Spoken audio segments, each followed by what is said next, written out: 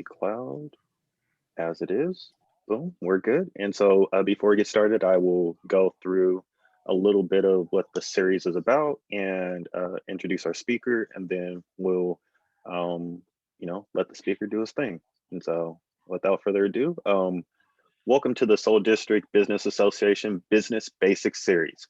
This is an ongoing business navigation and education series on relevant topics impacting our daily lives and is intended to help small business owners with the challenges of operating successful and profitable businesses. The Business Basics series is sponsored by the Soul District Business Association, Sussman and Shank LLP, and is produced by Flossum Media. I am Stephen Christian, and I will be your moderator for this session. Today's presentation and each presentation to follow will be led by business experts in their industry. The sessions will last about 1 hour with time for public comment and discussion at the end. If you have questions throughout the presentation, please add them to the chat and we will make sure to get them addressed. Today's topic is forming your business and will be led by our expert presenter, Bryson Davis, attorney at Sussman and Shank LLP. Bryson regularly serves with wide-ranging legal needs of businesses and nonprofits of all sizes and industries. Bryson's practice involves advising and representing for-profit and nonprofit clients in a broad range of business issues from formation to sale, and he often serves as external general counsel for his clients. His practice touches on mergers and acquisitions, business formation and maintenance, securities offerings and sales, real estate transactions, contract drafting, employment advice, and regulatory compliance. In addition, he has specialized knowledge helping clients in the cannabis industry, working with professional licensing issues and handling administrative law matters. In addition to his legal practice, Bryson is committed to improving social and economic equity across Northwest BIPOC communities. This commitment has led to Bryson's participation and leadership within several nonprofit organizations and community groups whose mission and purpose is focused on increasing equity, supporting diverse representation, and community economic development. When not working, Bryson can be found working on his cars or his racing cart, or playing tabletop and board games with his friends. So do me the honor of welcoming Bryson, and Bryson, go ahead and take it away. Thanks, Steve. So if you need my email address, it was just put in the chat, so you can see it. I will go ahead and, well, before I share the screen, I want to let everybody know that this is being recorded, and we're because of that, we're going to try to save it for a resource for other people later. So some stuff I may cover may be a little bit broader, maybe a little bit more basic than maybe a step that some of you have already been able to take on your own. So just bear with me through some of those pieces. And if you have specific questions, we'll have the ability to answer a bunch of people's questions at the end. All right. So today we're going to talk about forming your business and a few other kind of basic getting started topics. So before you get going, before we get into some of the legal issues, there are some practical concerns with starting your business. So you've got typically when people start a business, they have the skills to perform the service or manufacture the good or whatever it is that they're doing, the actual business itself. But when you're running a business, there's a bunch of back office work that you need to make sure that you're on top of as well in order to be successful. Just because you're good at making ice cream does not necessarily mean you've got all the skills to run an ice cream business. And so to get some of those skills, if you don't have those already, we're talking accounting, sales, marketing, personnel management, various maybe technical design engineering type of skills. There are various resources that you can go to in order to get those skills, get those boxes checked. So you've got community colleges, you've got Northwest College of Construction. They do some good work as far as construction work.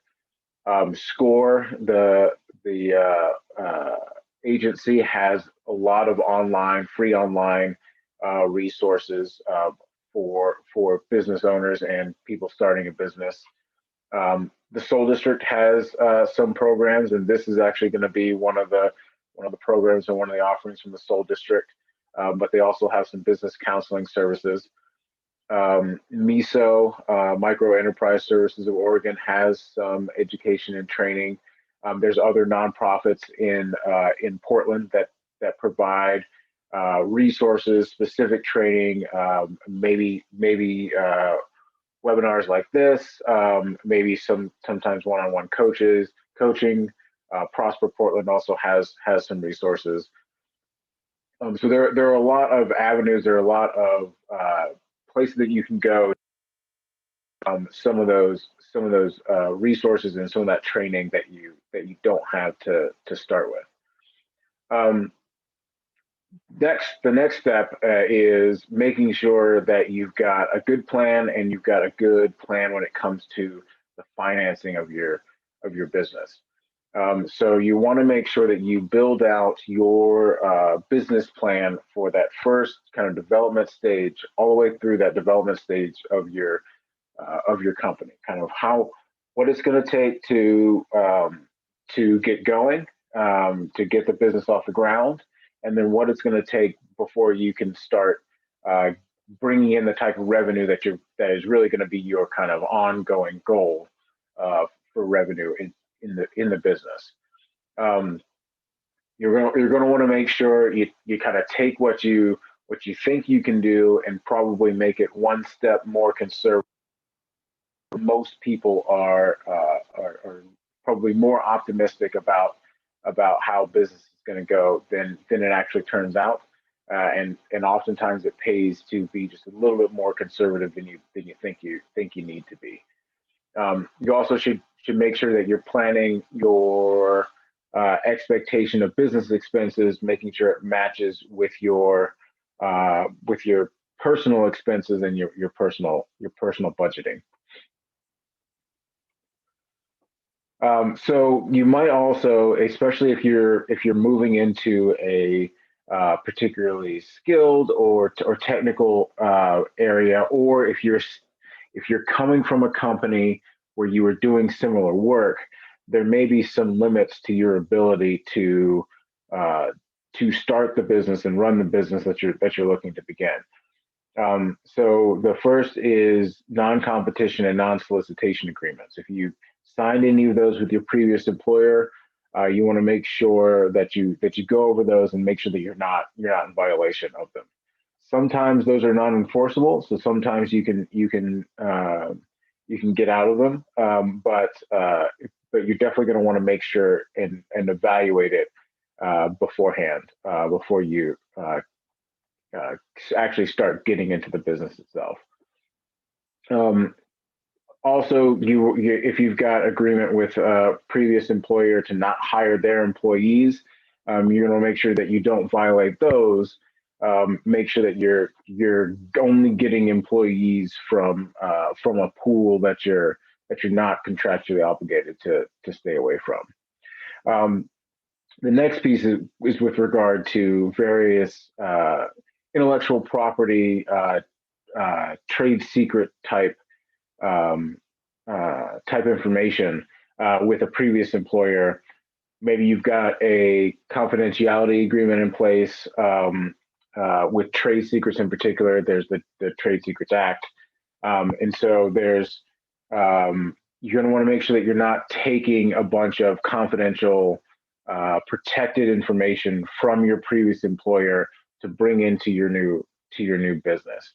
If we're talking about basic info that pretty much everybody knows, that's not really giving anybody a competitive advantage, is just kind of the normal mechanics of how to run that type of business, then that's probably not something that we're going to be concerned about here. But if for instance there's a back office management program or a logistics program or some sort of training manual or something like that that's specific to the place that you used to work, that you are trying to integrate into your new business, oftentimes those things might come with protections that could prevent you from being able to legally use it. You also want to make sure that in your new business you don't you don't interfere with your past company in a way that could be considered tortious interference. So this is going to previous vendors and talking bad about your previous employer, or going to clients of your previous employer and giving them information about your previous employer that could make them want to end their contract or hurt their contract. Those sorts of things could cause issues with you and could give your previous employer grounds to sue.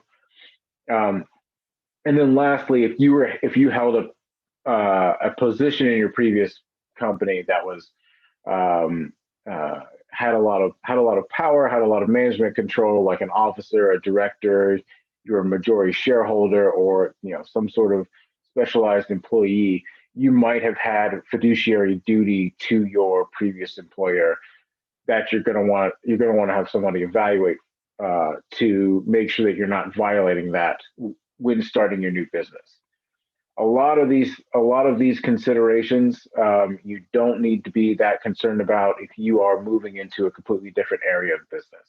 So if you were doing software design previously and you're now doing construction, you're not really going to need to worry about the non-solicitation, non-competition, confidentiality, because it's not going to apply and you're not going to be competing. You might also consider, and some people do consider, starting a franchise. Those have some advantages in that you have a lot of those background business mechanics already sort of laid out and sorted out for you. So, a lot of training manuals, employee handbooks, various kind of how-to guides for different components of running the business. You've got typically, unless you're the first franchisee, you've got the ability to learn from other franchisees how they've run and how they've managed certain issues, how they've dealt with the franchisor and the suppliers. And so a franchise can give you a lot more resources sort of up front and a bit more of a starting block than starting your own business. But at the same time, it comes with a lot of strings attached that running your own business doesn't come with, which is you've then got to pay for all of those resources by ongoing fees and commitments during the course of running your business. So a franchise can be a good start if you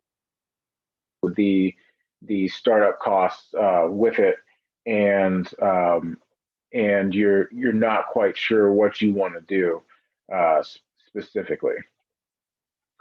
So before I get into entity structure, I need to switch out my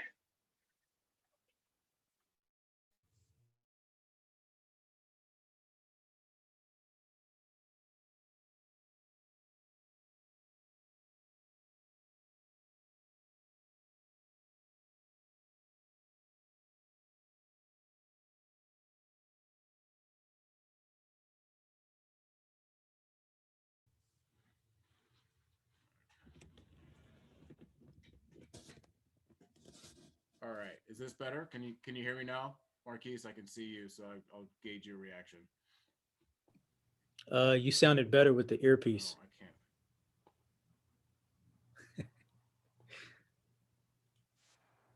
mean, I can hear you, but it's just low. It's All right, just there we low go. volume. Is this Yeah, better? it's much lower than There Oh, we go. it All right. was. So, entity structure. Your main considerations. So your first main consideration is liability limitation. Are you protected from the liabilities of your company? Which is, if your company gets sued, are you getting sued personally? Um, Obviously, you would prefer to be in a situation where if the company gets sued for whatever business issue came up, your personal assets are not at risk. And so liability limitation is a key component of what you're looking for when you're picking an entity. The second component is the requirements to start and to maintain that entity. How complex is it to start? Are there various formalities that you've got to go through? How flexible is it to the type of business that you're running, to any changes that you might want to take into consideration? How flexible is it based on the ownership structure and the ownership considerations that you have? Those are a key thing. And then also taxes, how the entity is taxed and what impact that has on your personal taxes and how much you pay is a key consideration. So liability limitation is very important, and this is a key thing that a lot of really small brand new businesses can sometimes miss. Now, this is what you're doing is you are protecting your personal stuff that you have not contributed as part of the business, that you are not doing business with. So your house, your car, um, your things at home, your bank accounts, your retirement account, that sort of thing.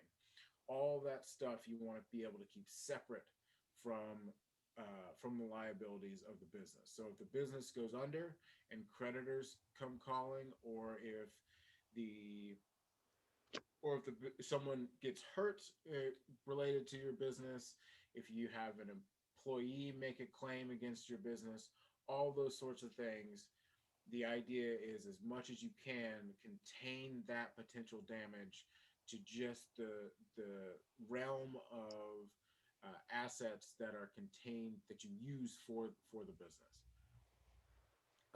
Now, how you kind of limit your liability, and this is you'll do this in all of the legal entities that I mentioned later. So this is corporations, LLCs, limited liability partnerships, limited partnerships, those types of setups. You need to make sure that you file with the state that you're mainly operating out of. Make sure that you're not commingling your funds, your money with the money of the business. So if you are not buying stuff for the business out of your own personal account, not buying stuff for you out of the business's account, making sure that money is specifically transferred and properly documented to be part of the business before it's spent on business items, and properly distributed to you before it's used by you on personal items. And then there's representation to the public. So you need, if you're an LLC or a corporation, for instance, you need to have LLC or Inc. or Corp, or something like that in your business name to designate, to tell people that you are a company that has limited liability, and that's what they're dealing with. You can get around this by getting an assumed business name on top of your LLC or your corporation. But if you don't have an assumed business name for that company, then your company name needs to have its entity designation somewhere in the name of the company. And you need to use that when you're dealing with the public generally. You also whatever company you have, they have various types of managing people. So you have the owners, your shareholders, or your members, or your partners, and then you have the managers, your officers, your managers, your directors, people like that. In the structure of business of these entity types, a lot of them will require approval from these various groups in order to take actions. And you want to make sure that you get that appropriate approval before you take any of the actions. And I think the kind of the best way to think about it, especially if you are the only owner of your company, the best way to think about how do you go about and making sure you maintain your liability limitation is that you're treating your company as if it is a separate company. It's not an extension of you, it's a separate company. And then if you're the only member, kind of thinking about it like if you were running this company with other people, how would you want to go about doing business and maintaining your business? So as far as taxes go, there's what's called pass-through and non-pass-through entities. So pass-through entities they don't pay tax themselves. They will file a form with the IRS and with the state that indicates how much money the company brought in, and then assigns that amount to each of the owners. A non-pass-through entity, which is really a C corporation, pays tax itself before the money is distributed to the owners. Pass-through are a lot more common for smaller companies. Non-pass-through are typically your much larger corporations. And this kind of goes into the single level versus dual level. Single level is the owners are the only ones who actually pay the tax. Dual level, the company pays the tax, and then the money is distributed to owners who may end up paying a dividend tax or something like that. You also want to make sure that there's other taxes other than those associated with you as an owner that you want to make sure that you are on top of. This is your withholding obligations. For owners, sometimes you've got to make estimated tax payments quarterly. For employees, making sure that you're on top of the employee withholding obligations. Another thing to consider if you do business in more than one state is other states have other tax and fee regiments that don't necessarily line up perfectly with Oregon. So I recently did an analysis for a client who was trying to decide whether or not to run their business from Oregon or run their business from Hawaii. And it was more expensive for this client on an income tax basis for the first $150,000 that they made to do it from Oregon, and then it was more expensive after that to do it in Hawaii. And so, how much you make can make one state more attractive versus another state if you're looking at potentially doing it in a different state other than Oregon.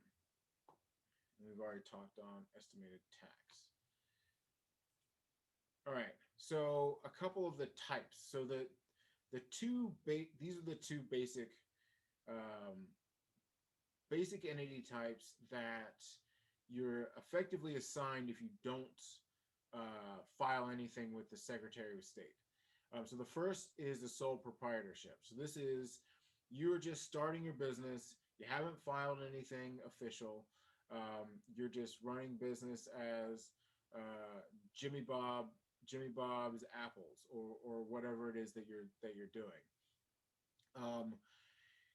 In this situation, you are the business. You personally are the business. So you don't have any limitation of liability. So if Jimmy Bob's selling apples, somebody chokes on his apple, or there's he sells a bad apple that poisons somebody, and he gets sued as Jimmy Bob's apples, Jimmy Bob's personal assets are at risk.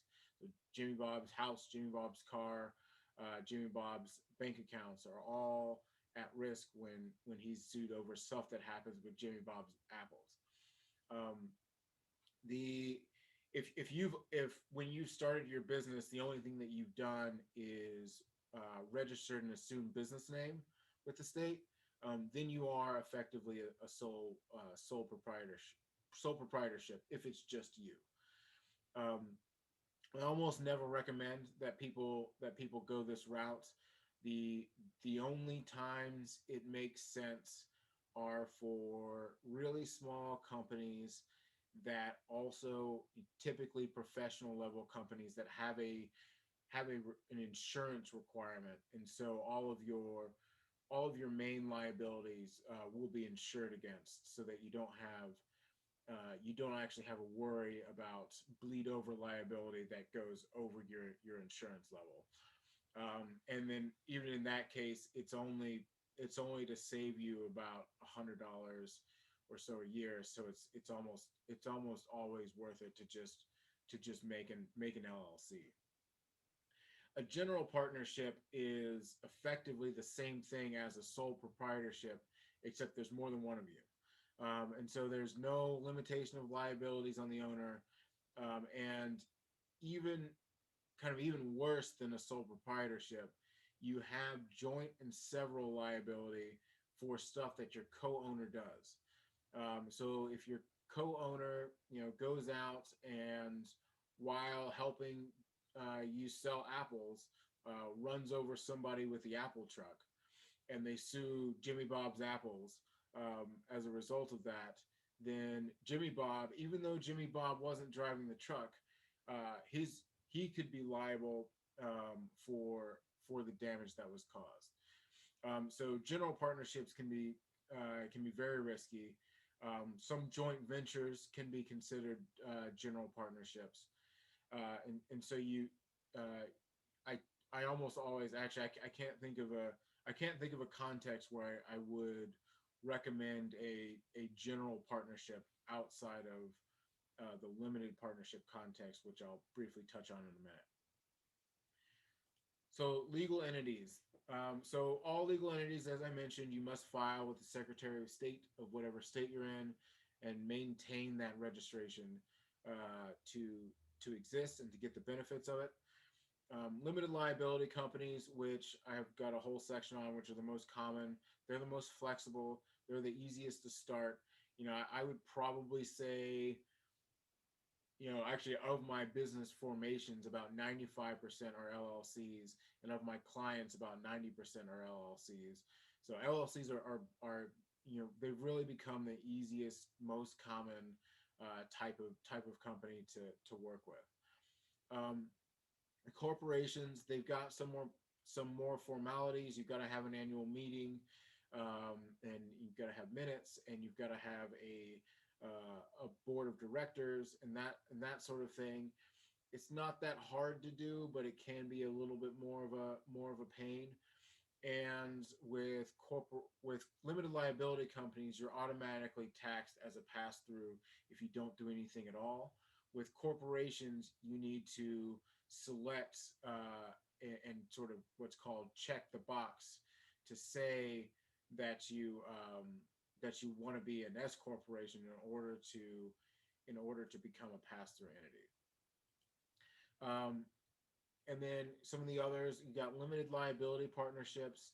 Those are typically companies like law firms or accounting firms that have a bunch of professionals who are professionally licensed and have insurance requirements, and also have they've got to take on their own liability for the professional work that they're doing that's connected to their license. A lot of those will become professional liability partnerships or limited liability partnerships. In Oregon, you've also got professional corporations, but that's an even smaller group of companies. Then you have limited partnerships. This is typically used when you're talking about investment vehicles. You'll have a company that's the general partner in a limited partnership that runs the investment, and you've got a bunch of passive investors putting their money in to buy a piece of real estate or invest in some sort of portfolio, do some sort of venture capital, and then invest in other companies. So it's typically not a normal business that most people start. So LLCs, because they're like I mentioned, they're the most common business. So what do you need to start an LLC? So first, you need a registered agent, someone who will serve as sort of the point of contact for your business and the state. And they need to maintain a physical Oregon address that is not a PO box.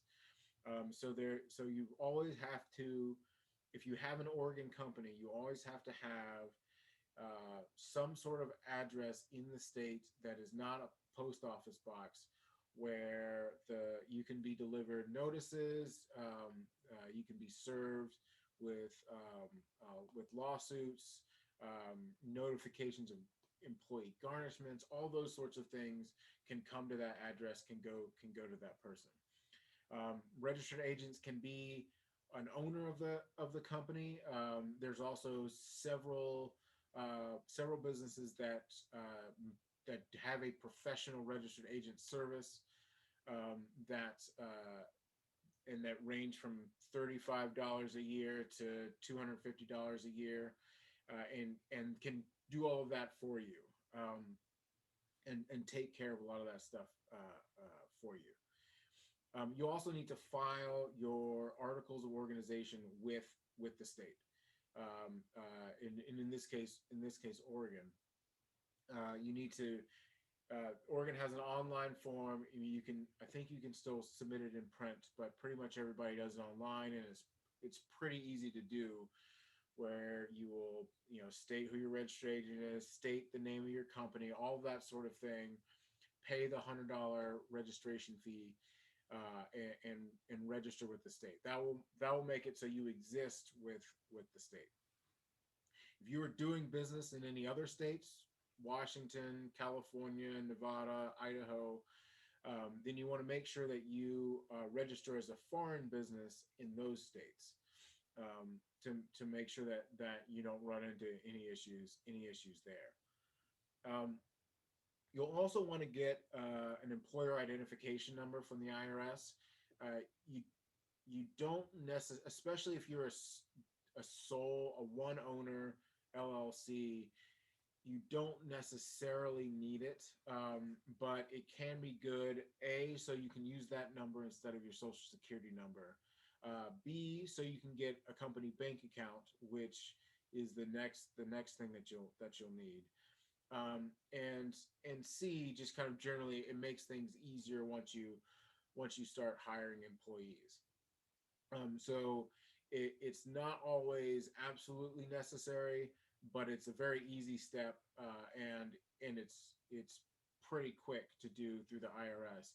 And so I always recommend that new companies do it. So company bank account, I mentioned. You're definitely going to want to get that. Will prevent that commingling of funds that I mentioned before, where the company has its own bank account with its own money that you use for your business purposes, and then you're going to want to have an operating agreement for the company, and this is especially important if there's more than one owner. The operating agreement lays out the how the business is going to be run and how the business is going to be managed, how the owners come to certain decisions about what the business does. You know, if you're going to borrow $10,000 for a piece of equipment, for instance, how many of the owners do you need to sign off on that in order for the company to be authorized to enter into that transaction? So it's a key document, especially if you have multiple owners. It's also helpful, even if you only have one owner, to be further evidence that the company is separate from you personally, and then and can help you make the case, if it ever comes up, that you should maintain your liability limitation. And then lastly, you're gonna want to make sure you have what's called a subscription agreement, or sometimes can be an admission agreement. And this just documents, for the owners coming into the business, it documents what their contribution to the business was. So if you have multiple owners, let's say Willis and Marquise decide to start a business. Marquise is putting in $10,000 and Willis is putting in $5,000. The subscription agreement will document that, and will document any other, if Willis also puts in, you know, a truck that he owns, that will also go in the subscription or the admission agreement. And so it documents kind of what you've put into the company. And so it's easier to track what the company owns versus what the owners own. And it makes it easier to track what each owner has put in as for their part of the business.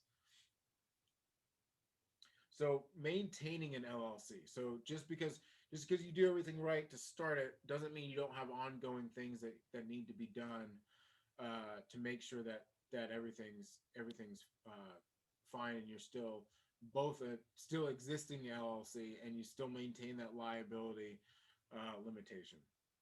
So your registered agent will receive various pieces of mail. They'll receive renewal notices. So every year when you need to renew your LLC registration and pay the fee, your registered agent will receive that notice and will have the ability to do that. Professional registered agents typically will do that automatically and then just bill you the cost. If you have an employee who has a garnishment, your registered agent will be the one who receives that. You need to make sure that you're responding to those in a timely manner. And if your company gets sued, your registered agent will receive the service for that. And again, you're going to want to make sure that you're responding to that in a timely manner.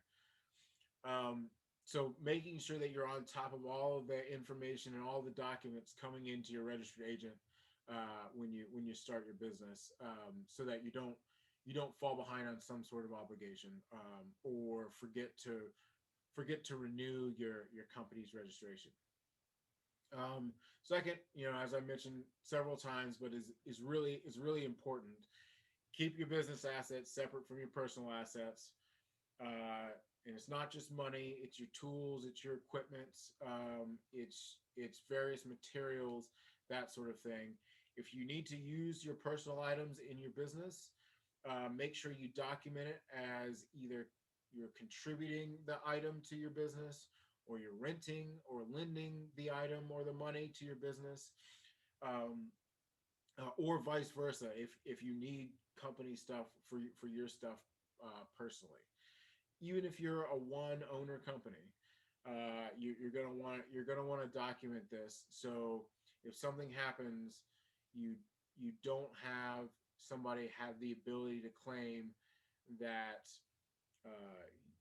you shouldn't have the liability protections because it's hard to distinguish what's the company's and what's yours in terms of assets.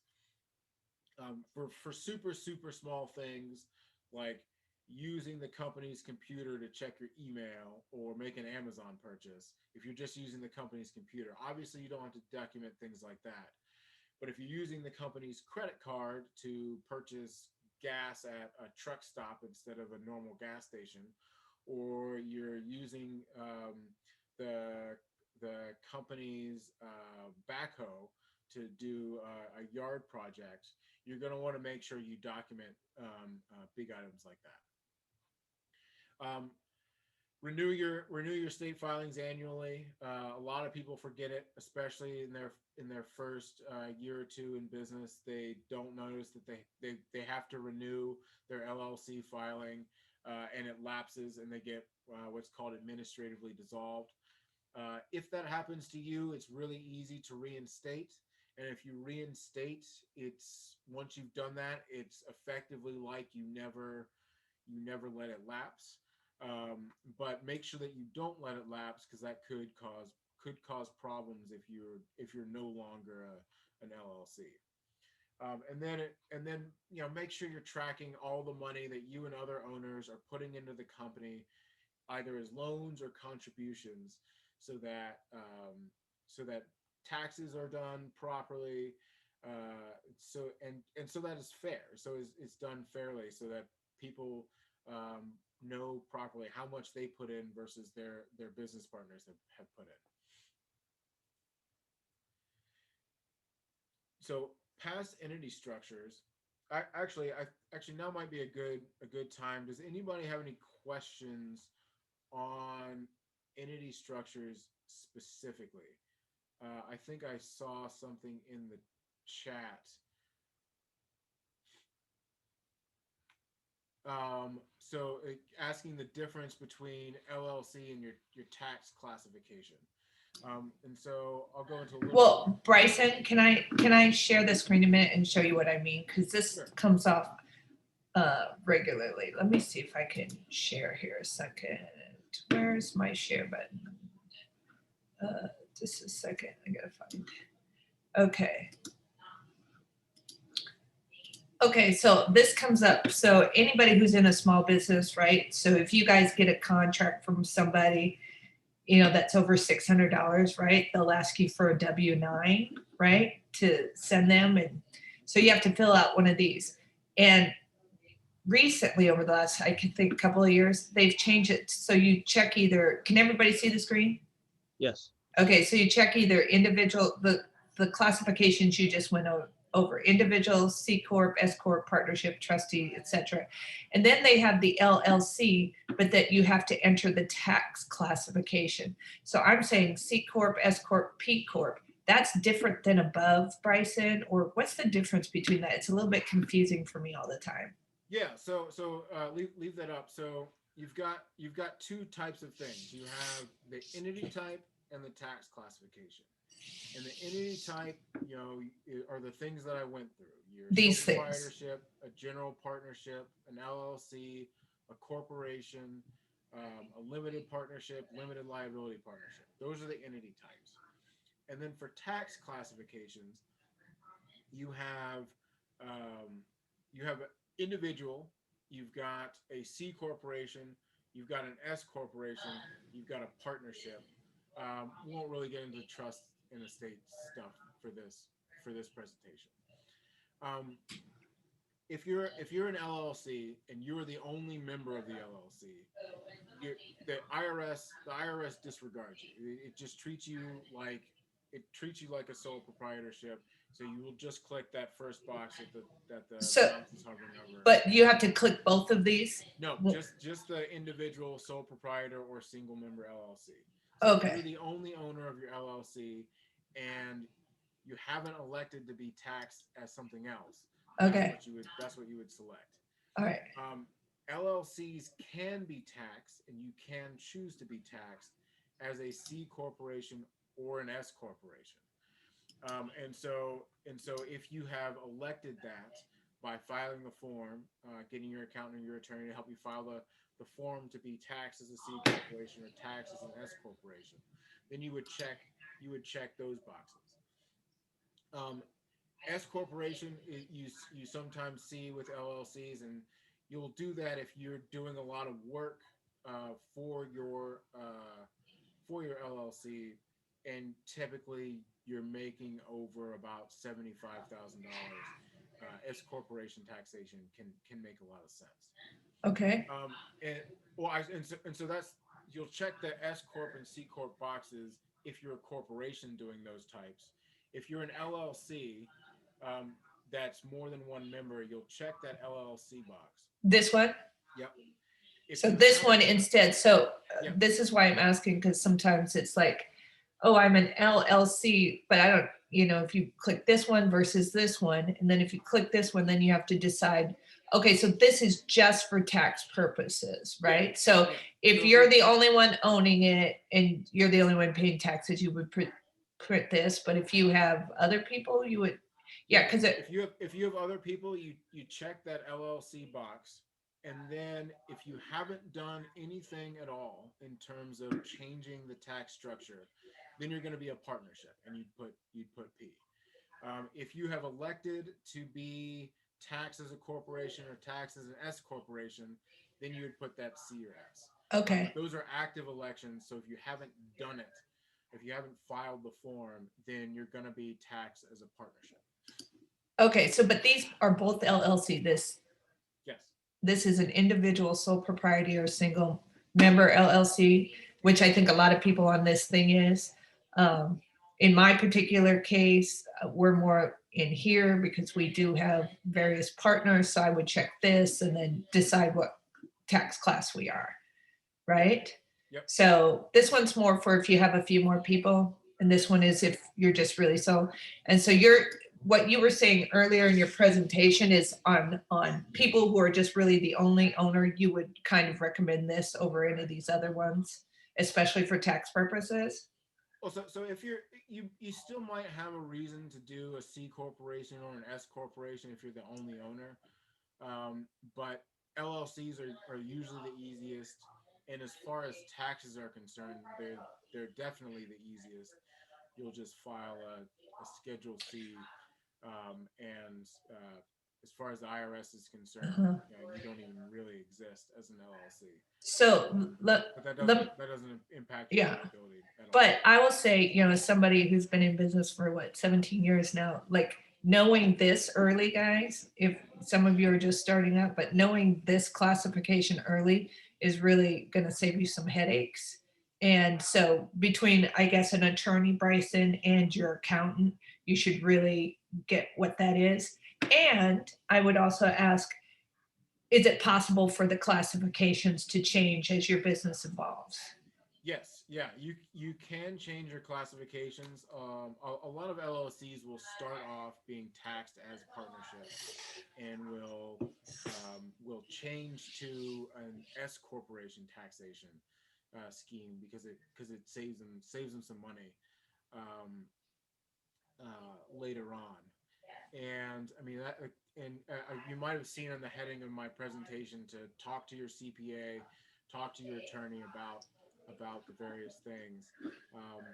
There are a lot of situation dependent considerations that goes into your entity choice. Again, LLC is the easiest and is often a default. But when if you really want to maximize your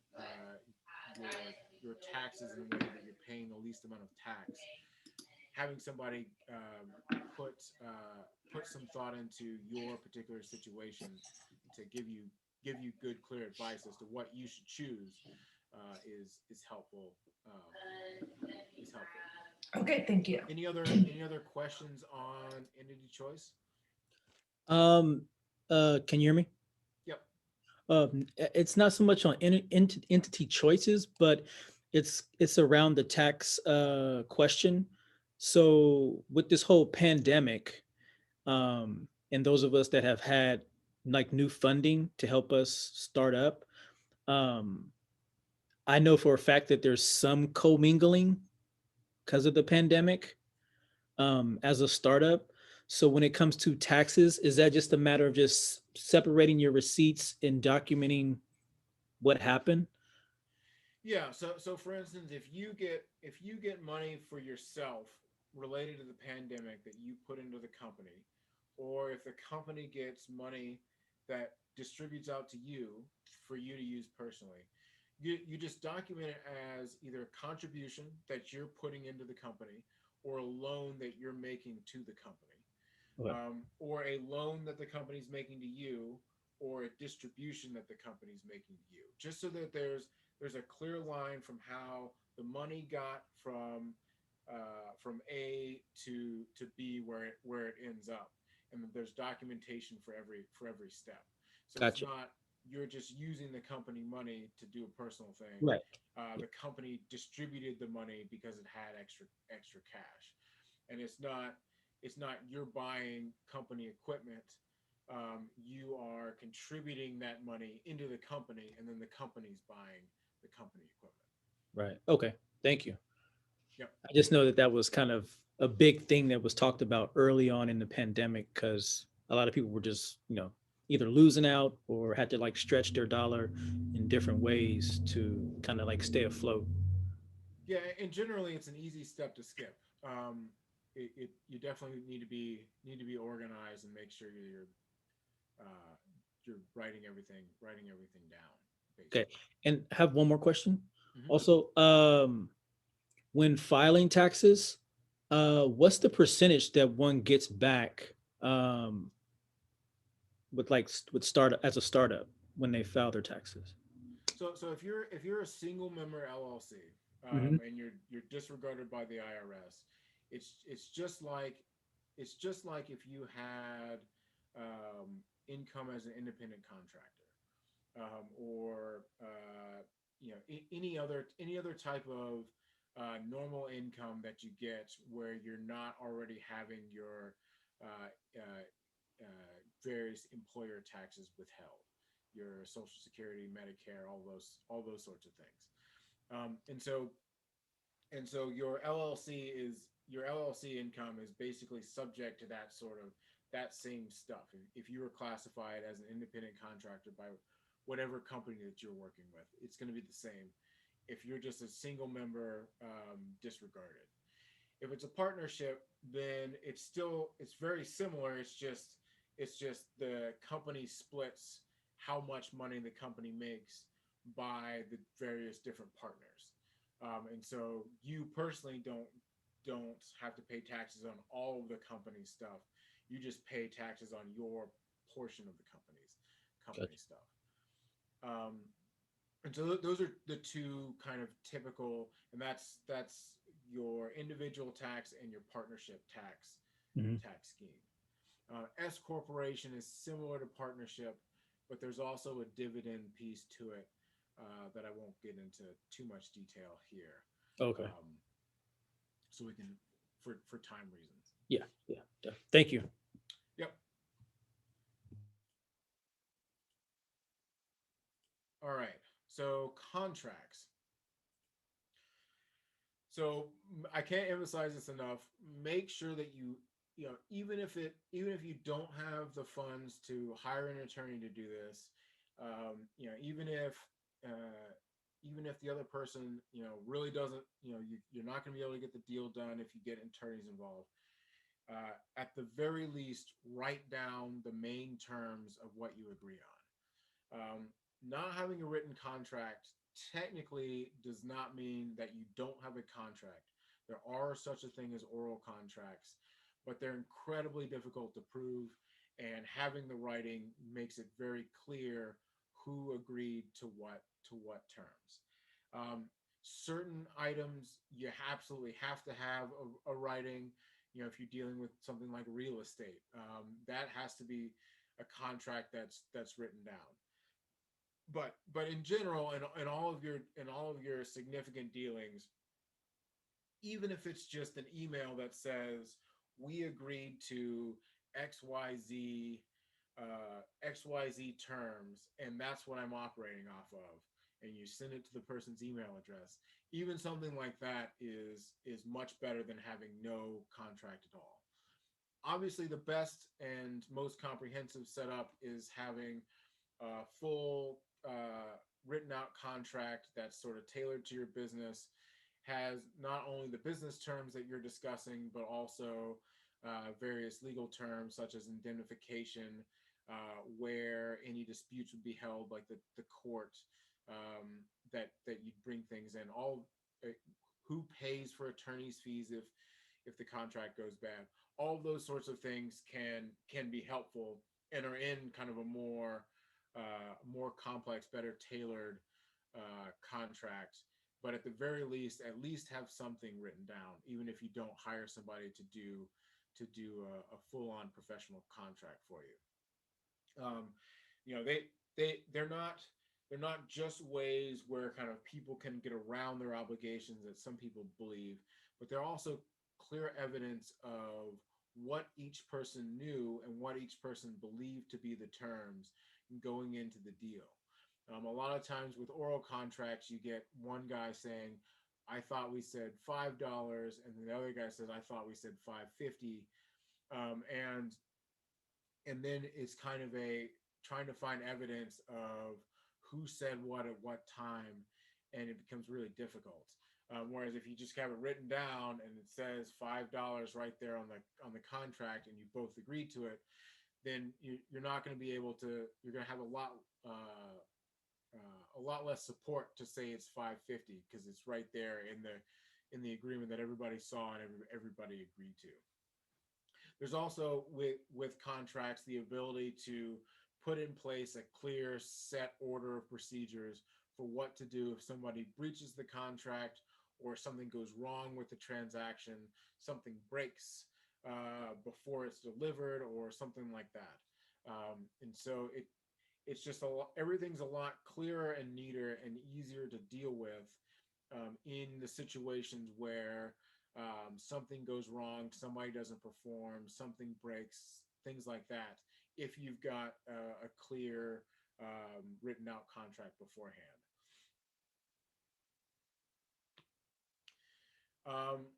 So if you've got the type of business that's always entering into the same type of transaction, it can be very good to have somebody generate a form contract for you to use in all of those situations. So for instance, if you provide computer repair services, having a contract that all of your clients sign, and then each time you just kind of fill in the work that you're doing, but you've got your basic set of terms that you want everybody to agree to at each point. That can be very good and very helpful, both to kind of cover the bases of what I talked about on the previous slide of having everything laid out, and then also consistency with how you deal with things that come up in your business. You'll know the terms and what to do and the steps to take if something goes wrong. So getting a good form contract can be really helpful if you do a lot of the same types of transaction. One thing to be careful of is if you are a business with a form contract dealing with another business with the form contract, sometimes you'll have what's called the battle of forms, where one business will send their form and the other business will send their form, and then the transaction will happen without either side choosing a form to select. That can end up with complicated disputes trying to figure out which form controls, which terms control the transaction. And so I always recommend that if you send out a form contract, make sure that you get it back and complete it from the other side before you make the transaction happen. Or if they've sent you something else that they would like you to sign instead of yours, you decide whether that's the terms that you want to agree to before you actually go ahead with the transaction itself. So make sure you're clear on what terms govern the transaction before you go into the transaction. And then understand what you're signing. There's the constant fact about user agreements and software, about how nobody reads those. And that's fair enough. But for business contracts where you are entering into an agreement with a supplier or entering into an agreement with a client, or making a bid with a government agency, make sure you understand the terms that you are agreeing to before you get into the contract. You don't want to end up with, I didn't know I had this reporting requirement. I didn't know I had to pay this fee. I didn't know, because if you've signed the document, then your claim of I didn't know this is going to be nearly impossible to prove. And so you definitely want to make sure you read through the document so that you understand everything. Most contracts are basic enough that just reading through slowly, taking apart each paragraph, you'll be able to figure it out on your own. But if you're confused about anything, attorneys are more than happy to review contracts for you. Obviously, the longer the contract, the more expensive it is.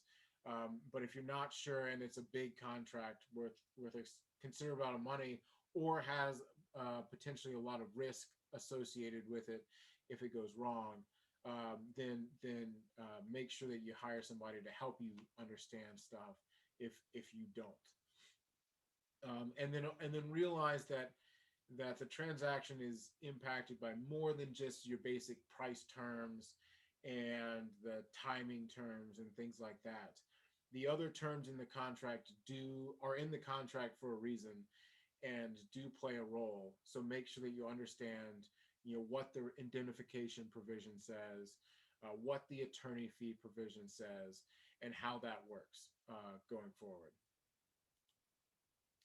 So real estate issues, lease versus purchase. Most companies lease their space. Some companies own the space that they're in. Really whether or not what you decide to do is really kind of very business specific. If you're probably gonna be looking to expand to a bigger space in 5 to 10 years, then you probably don't want to buy the space. So if you do, as a company, want to buy the space, then you're probably going to want to buy it in its own separate LLC as a subsidiary of the company, kind of like how we talked about the limiting liability for you as an owner from stuff that happens with your business. Each individual property has its own liability attached to it. Somebody comes on the property, slips and falls, hurts themselves, that sort of thing. That you'd rather not risk your business assets on. And so having each property in its own LLC is really helpful to sort of separate that liability out. Sometimes with financing, that's not possible. The bank is going to require that the entity owning the real estate is also the entity putting up most of the funds and putting up other assets and has money to secure that loan. But wherever possible, you want to separate your real estate out from your main lines of business. When you're looking at a lease, there are several different things that you want to make sure you consider. The first is that the lease term matches up with your business needs and your business plan. So if you are saying to yourself, I'm gonna try to run this business for 5 years, I'm gonna give it a good go, and then after 5 years, I'm gonna decide whether or not I want to keep doing it or whether or not I want to go back to what I was doing before. If your lease is 10 years long, then making the decision of you don't want to do the business anymore at 5 years could be really problematic. And so you want to make sure that your lease term coincides with what realistically your business term is. Same if you do a franchise. Sometimes your franchise agreements have terms as well. And so if you have a 10-year franchise agreement, having a 5-year lease or a 15-year lease could cause you a lot of problems. If you have a 5-year lease, then you've got to make sure that you get it renewed, or all of a sudden you're having your obligations to your franchisor, you've got no place for your company to be. If you've got a 15-year lease, then your agreement with your franchisor might end. You might no longer have a company, and you still have to pay 5 years worth of lease to your landlord. So make sure that the lease term matches up with the various terms of your business as you've made your business plan. So kind of in that, you've got lease options, so renewal options or purchase options. There are certain ways that you can lock in you could lock in a better price for your purchase option. I have one client who is marijuana retail client. They entered into a lease agreement with their landlord that had a purchase option at a specific purchase price, which turned out to be cheaper than the property was worth by the time that they exercise it. So you can build in good prices for you potentially by doing a lease option and doing some sort of set price. You might also, depending on the landlord, they might want to do some sort of step up in price increase as the time goes on, or it might even be fair market value or assessed value or something like that. Lease buyout provision can be really helpful if things don't go your way, or for some reason you don't really want to do the business anymore and you're handing it over to somebody else, you're selling it to somebody else, or you're leaving the business completely. Making sure you've got the ability to just pay the set cost and then be done with having to worry about the lease can be important. A lot of kind of standard form commercial leases that big landlords have are very punitive to tenants who leave the lease early, who can no longer support their lease. You could be on the hook for the rent until they get it rented to a different person. You could be on the hook for any tenant improvements that they need to make in order to attract a new renter. All those sorts of things you could be on the hook for as the previous tenant. And in a lot of cases, if you're a brand new company, they're going to require you to personally guarantee to get around that liability protection. And so you could be on the hook as a guarantor of the lease for all these extra payments that when you're not even in business in the space, if you don't have a good lease buyout provision, or if the provision is particularly punitive. You also want to think about expansion rights. If you may need more space, if that's part of your plan to grow and use more space, make sure that you're moving into a space that has the ability to expand, and you have that ability to expand written down in your lease. There's going to be things in your lease like a waiver of lien to your lenders, things like that. The landlord's going to have certain considerations that they're going to need to make with regard to your lease as it relates to their issues as the property owner, for instance, financing and the requirements of their lender. Just make sure you go through and you understand the mechanics of each of those. Most of them may just require you to, say that the landlord has kept their part of the deal on the lease agreement at various points. But make sure that you understand how that goes. Sometimes you might have provisions that if the landlord sells the property, that your lease could be terminated because of that. And you want to make sure that if that's the case, it's a situation that you're going to be able to handle. Or if you don't want that to be the case, that you get that negotiated out of the lease up front. Obviously, pay attention to the rent amount, but also make sure that you understand all the other fees and charges associated with the basic rent. So, a lot of commercial leases have common area maintenance charges or CAM charges. There are a lot of triple net leases which cover the cost of maintenance, the taxes, and the insurance on the building. Just make sure that you've taken into account the totality of all the different payments that you're going to have to make, so that you really have a good idea as to what your monthly payment on the lease is going to be. And then, are you getting money for your build out? Some landlords will give you a tenant improvement allowance or give you some money to build out your space to make it nice, so that you can actually run a good business, and they can generate money as a landlord.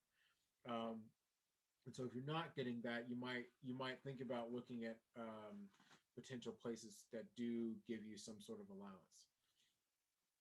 Um, Again, so maybe other costs too that aren't in your monthly costs, make sure that you're aware of: early termination fees, cleaning fees, things like that.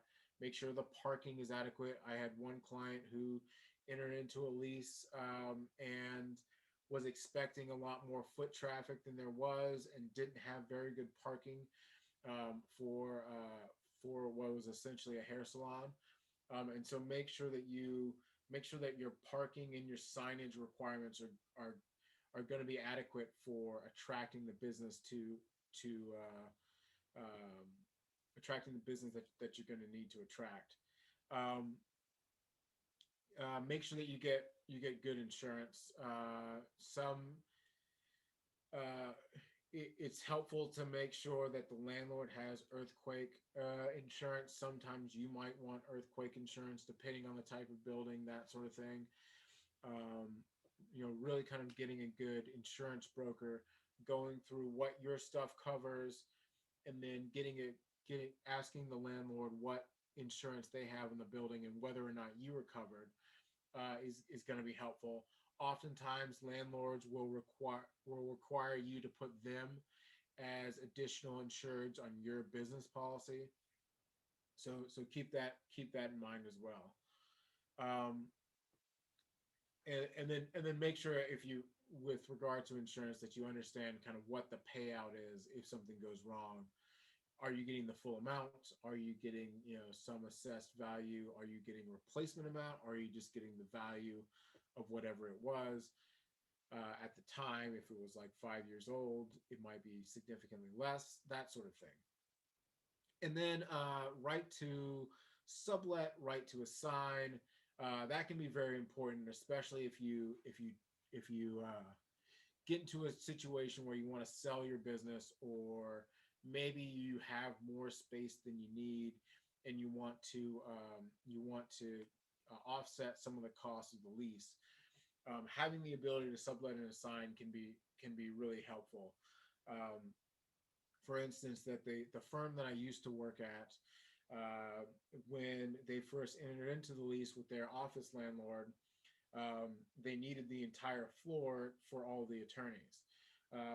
Well, at one point, a chunk of attorneys left to join a different firm, and they had a bunch of open floor space on that floor that they no longer needed. But they had the right to sublease that space, and so they subleased it to another firm that needed a place to house its attorneys. And so they were able to offset some of the costs of that lease by subletting it to another firm, because they had more space than they needed. Also, if you have somebody come in and buy your company, they may not want to buy the entity itself. They may just want to buy the assets and run the business.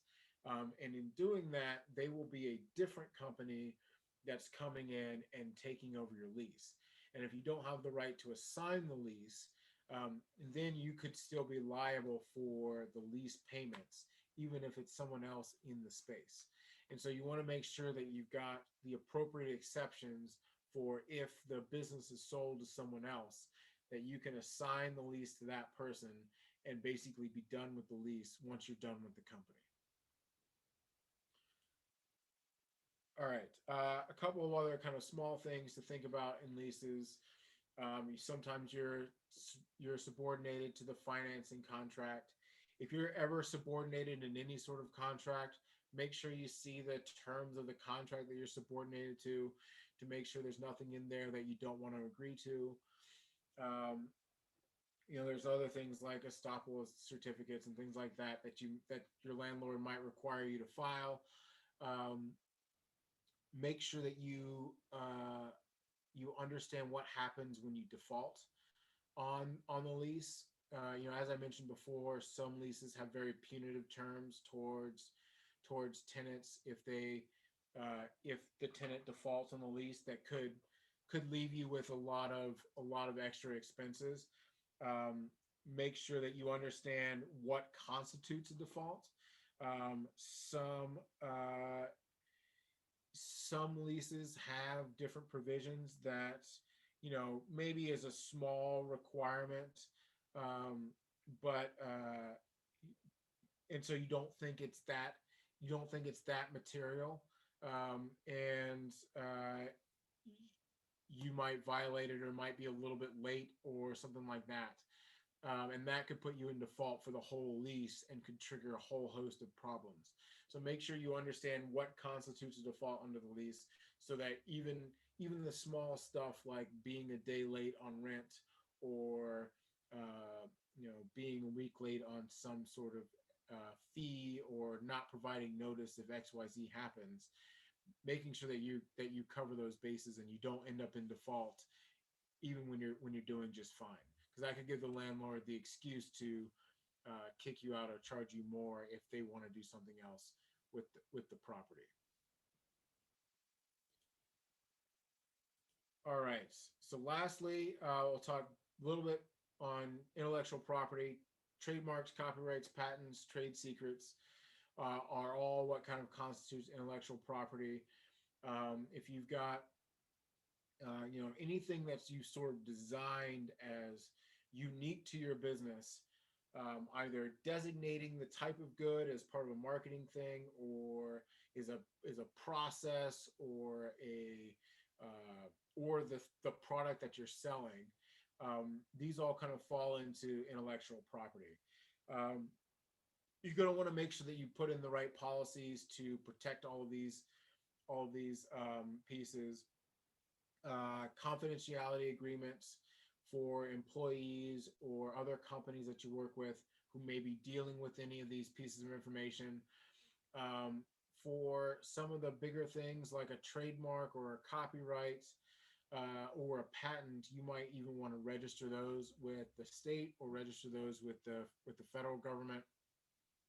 And then if you pay somebody to do work for your company, to design your website, or design a training manual, or design a product that you're going to sell, you're going to want the most ideal situation is to have that person do what's called work for hire, where after they're done designing the product, the company owns the full rights to the product.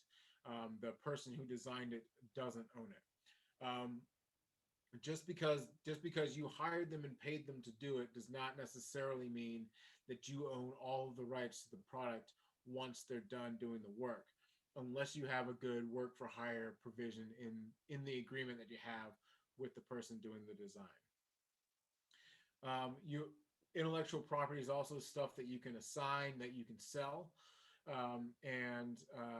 so make sure that you're paying attention to those mechanics as you go through and develop these various things. Trademarks specifically, these are names, logos, slogans that you associate with your goods and services that your company provides.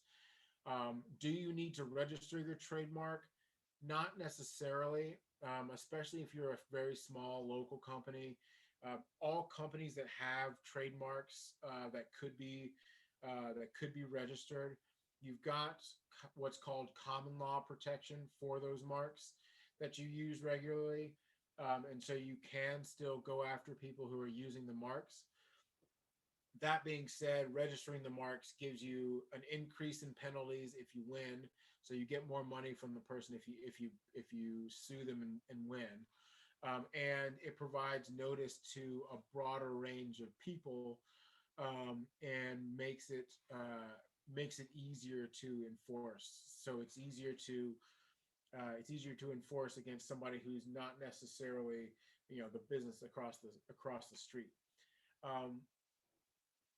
How do you register a trademark? You can register at both the state and the federal level.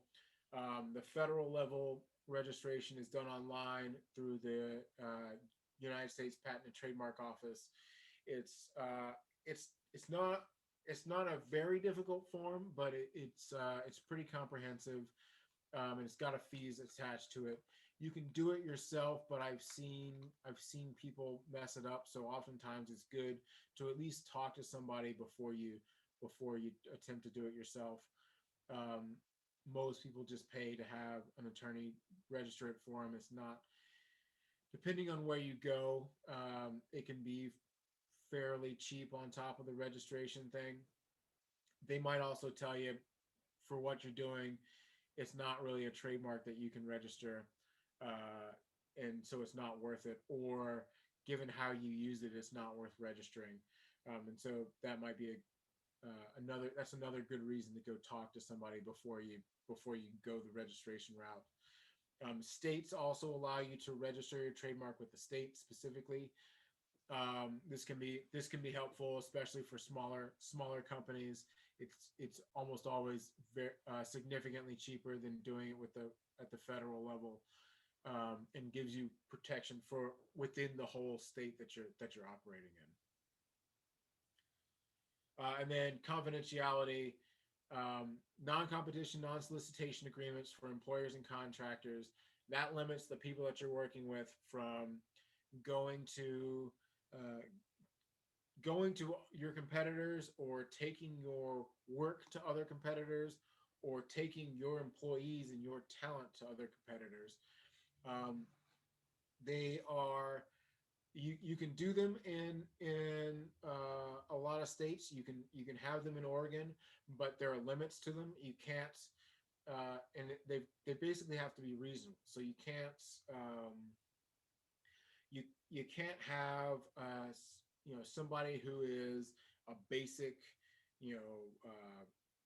employee that's like a secretary answering phones. You're not going to be able to limit them from being a secretary at any company in the United States for 10 years. That's not reasonable. But if you have somebody who is, let's say you have a cannabis company, you've got somebody who's particularly good at growing cannabis, and they're specialized in that. You can maybe limit them to, they can't work for any cannabis companies for 3 years in the state of Oregon, that kind of thing. So as long as it's reasonable, in Oregon they're enforced. In California they're not enforced. You can't have a non-competition agreement in California. Almost everywhere you can have non-solicitation agreements where people agree not to take your employees, but non-competition agreements are more restricted. Confidentiality agreements, if you have information that you don't want shared, make sure you have people who receive that information sign confidentiality agreements. If nothing more, it puts them on notice that they could have issues if they divulge that information, and then it gives you avenues to pursue if they tell that information to somebody else. If you're taking active steps to protect your information, marking it confidential, only sharing it with people who need to see it, not telling your friends and family and random people on the street about it, then that's going to make all the enforcement of the various confidentiality agreements and terms much easier. And then if you're doing something that requires professional licensing, attorney, accountant, if you've got some sort of constructor, if you need a CCB license, nursing, all those sorts of things that have professional licensing, make sure all the other professional licenses are up to date. Your license is up to date. Make sure that if you're entering into a new type of business, you've checked out to make sure that that if you have to have a license, that you have it, especially if it goes into real estate. If you're buying and selling or managing real estate, looking into whether or not you need to be a licensed property manager or a licensed real estate broker in order to do what you're doing, because there can be penalties if you're doing licensed activities without a license. And so just make sure that you understand the parameters of your new business and its connections to the licensing and the permitting and the registration requirements before you get started. All right, so we've covered a lot of things. Do we have any other questions? Real estate, trademark, intellectual property, licensing, any things like that?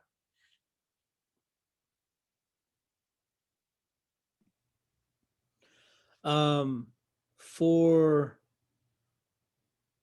like media platforms, when it comes to, because like the platform that I have, it's similar to YouTube, so people can upload videos and we have like live broadcasting and we have our own style of Zoom basically.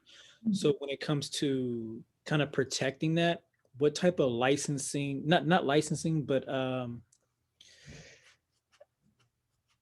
what would protect me? Let's say people upload somebody else's music or film, or what protects abstract visions from other people's choices of uploads per se. So if you're running a hosting platform, Yeah. you've got there's one level of protection, which is that section 230 that has been in the news a lot with regard to Facebook and stuff, which protects businesses that are basically just providing a platform for other users to post things. Mhm. It gives you some liability protection for what other users post. Another thing that helps build upon that protection is having a good content management policy and content moderation policy. So, for instance, uploading copyrighted music, right? Saying, all right, you can't upload copyright music without the permission of the copyright holder, and then making sure you go through, and if you find a user who's done that, you take action to take it down, make it right, so it's no Okay. longer in violation. So it's like with the content management policy. So that's pretty much like a notice to protect myself. Yeah, and kind of it goes with the agreement that the people who are using your platform agree to when they sign up to use your Gotcha. platform. So all the users should be effectively agreeing to terms of use of your Yeah. site. What section was that? You said section 230 Yep. of what? So it's the most common section 230. Let me just see if I can find a good link to it, and I'll put it in the chat. Okay. Greatly appreciate it. I believe it's the Communications Decency Act. Okay.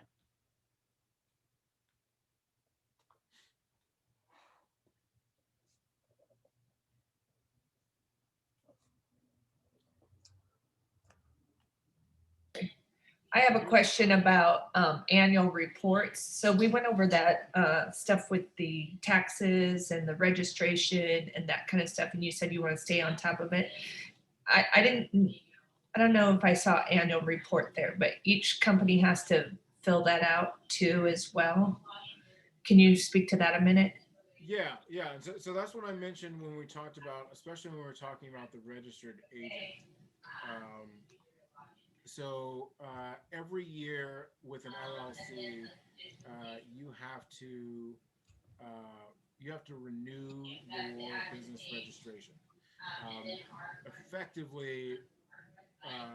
Effectively re-registering, but basically just telling the state that you're continuing to do business as an LLC. It'll be an additional $100 to do that, and it has to be done annually. If you don't do it, then the state will administratively dissolve you. In which case, you will no longer be an LLC or have that LLC protection. Okay, but wait, let's clarify that. So you can register your business, and a lot of times it'll say you can register business for like 3 years, right? Don't you? Or is that only an annual registration? For LLCs, it's annual. So each year you have to actively go in, file the form, pay the renewal. It's all done online, but it's got to be done every year. Oh, and nonprofits, it's not, right? Yeah. For different entities and in different states, the time limit can vary as to how often you have to do it. So LLCs specifically are every year. Oh, okay. So if you get a notice that says your annual report is due, then you have to Is that basically your registration and then you just update? That's what that means? Yep. Okay. And if you've moved, so if your company is now in a different address, or somebody who was associated with the company on the original filing is no longer a part of the company, that's definitely the time to change all that information too. And if you're close to when your renewal is due and you have somebody leave or you move addresses, or something like that, it may make sense to just wait until your annual renewal's up to just do it all at once. But all of that can be done at the annual renewal. And the registered agent will get a notice from the state that your renewal is due on X dates, or it's coming up, and to give you time to do it. And then there's a in Oregon, is I believe it's a 45-day grace period from when it was due until they actually resolve it. And so even if you're like a day or two late on some of these registration renewals, it's usually okay. But obviously always good to get it in on time. And I think for people on this call, so if you're not sure, you can always look up your business name on the Oregon registry, right? State of Oregon registry. If you do the business name search and you find your business on the Oregon Secretary of State, and this goes with pretty much any state that I've looked at, Washington, California, Nevada, all of those states. If you look up your business, it should tell you what the renewal date is. And so if you're unsure, or you think it might be coming up, you can just go on your business name in the entity name search, and that'll come up. Also, if you forget, and you need to know whether or not you need to reinstate it, using that to know whether you've been dissolved or whether you're past due, that's a good resource to look up your status. Okay, but again, I need some clarification, because sometimes when you do your business registry, it'll say registry date, and then it'll say next renewal date, which is like 3 years from the registry date, not the next year. So what's the difference between that and the annual report? Well, so again, if you're an LLC, it's every year. Other types of businesses have different periods.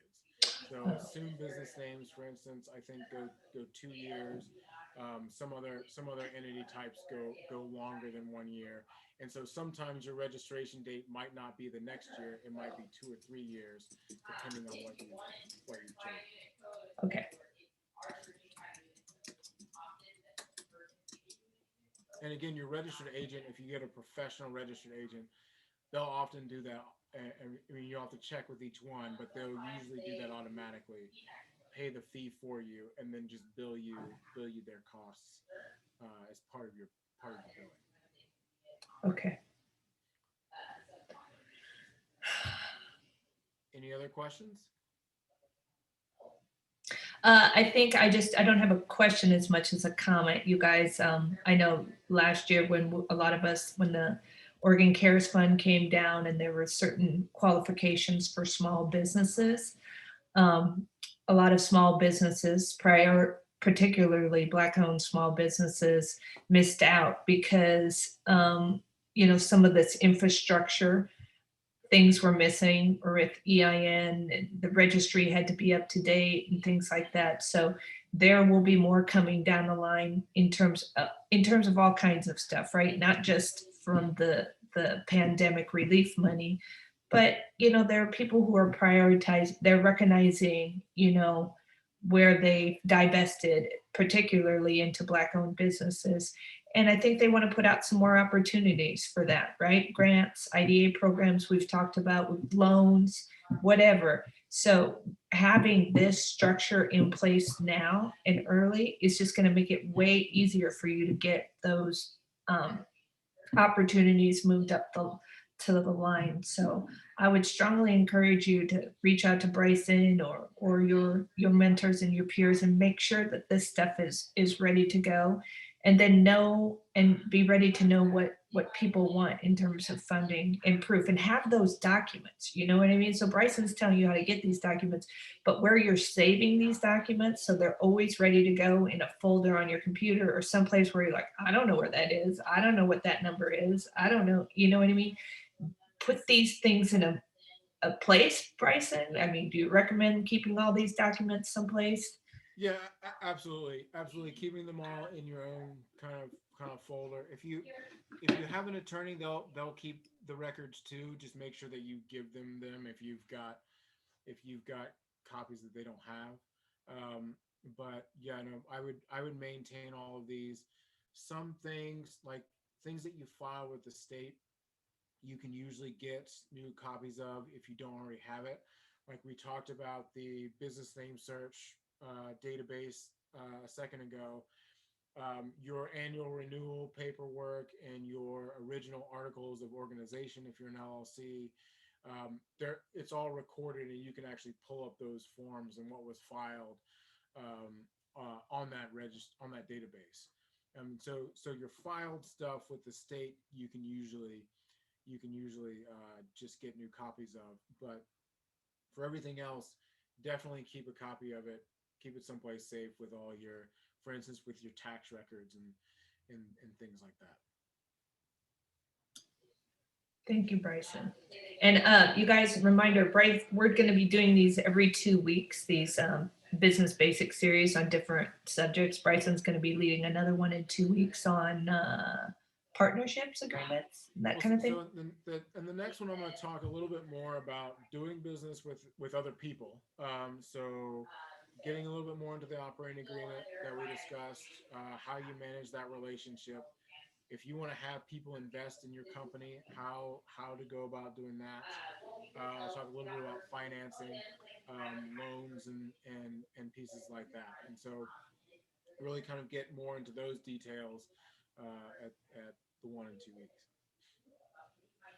Okay. I just want to say thank you, man, for your time and the information. Yeah, absolutely. And like I mentioned, and like Fawn mentioned, if you have any additional questions on anything I've said, shoot me an email or give me a call, and I'd be happy to discuss. Definitely. Yeah, and so with that, again, thank you, Bryson. Thank you for everyone that had questions. Again, make sure to copy all the stuff in the chat, or you could save all the stuff in the chat because there's some great links, some great information. Bryson has his email address there, so definitely save that while you can.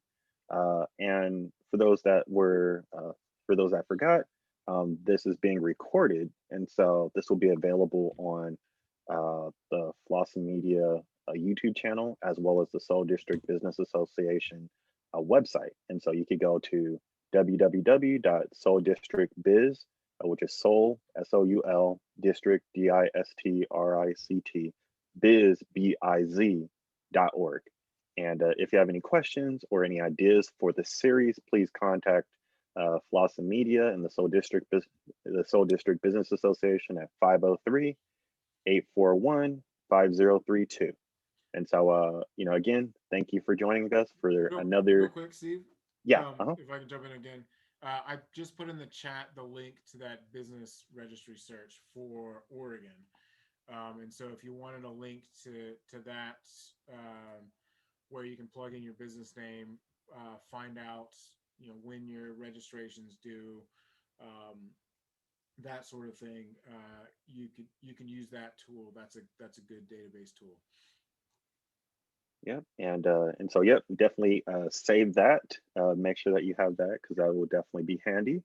And again, this recording will be available by the end of this week on the YouTube channel and the website for y'all to refer back to it and take more notes and use it as a big resource.